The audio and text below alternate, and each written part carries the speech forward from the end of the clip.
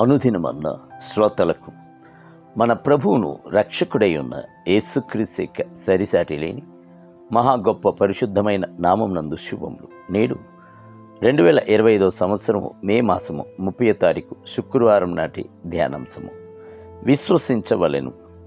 హెబెల్ రాసిన పత్రిక 11వ అధ్యాయం 6వ వచనం నందు విశ్వాసం లేకుండా దేవునికి ఇష్టుడై ఉండుట అసాధ్యము. దేవుని యొద్దకు వచ్చువాడు ఆయన ఉన్నాడనియు తన్ను వెదుకు వారికి ఫలము దయచేయువాడనియు నమ్మవలెను. విశ్వాసం లేకుండా ప్రార్థించినట్లయితే ఎట్టి ప్రయోజనం ఉండదు.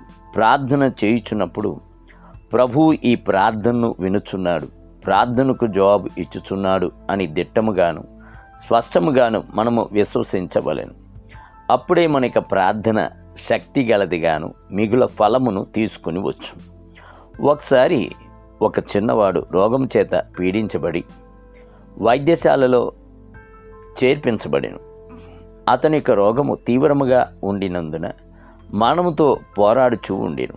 ఒక రోజున అతడు తనకు చికిత్స చేయుచున్న వైద్యుని చూచి, అయ్యా, మీరు క్రైస్తవులేగా నా కొరకు ప్రార్థించరా అని అడిగాను. అందుకు ఆ వైద్యుడు, తమ్ముడా, నీ కొరకు నేను ఒక సేవకుని రమ్మని చెప్పనా అని తిరిగి అడిగాను.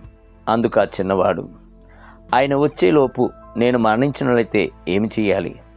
మీరే నా కొరకు ప్రార్థించండి అని మరలా బలవంతముగా అడిగాను.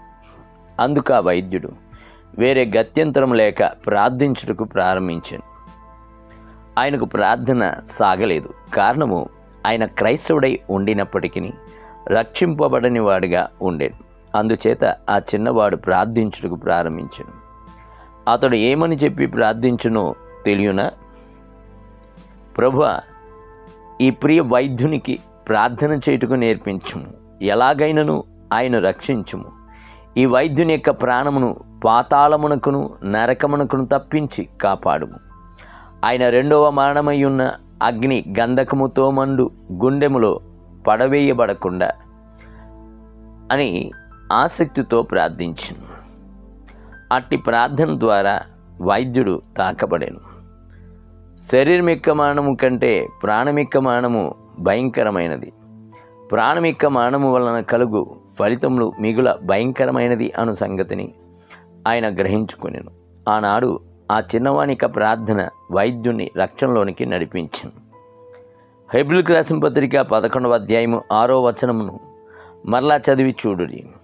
విశ్వాసం లేకుండా దేవునికి ఇష్టులై ఉండుట అసాధ్యము అని ఆయన తన్ను వెదుకువారికి ఫలమును దయచేయువాడనియు ఈ వచనం చెప్పుచున్నది.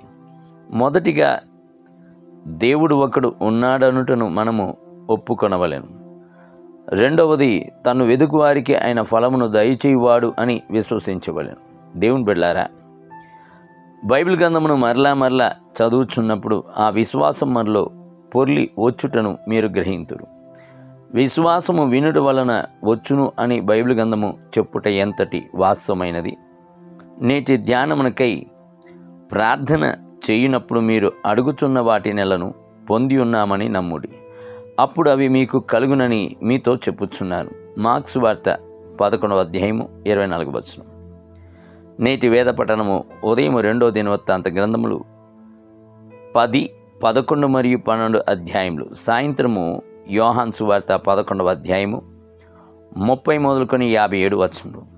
ప్రభువు మిమ్ములను దీవించునుగాక. ఆమేన్.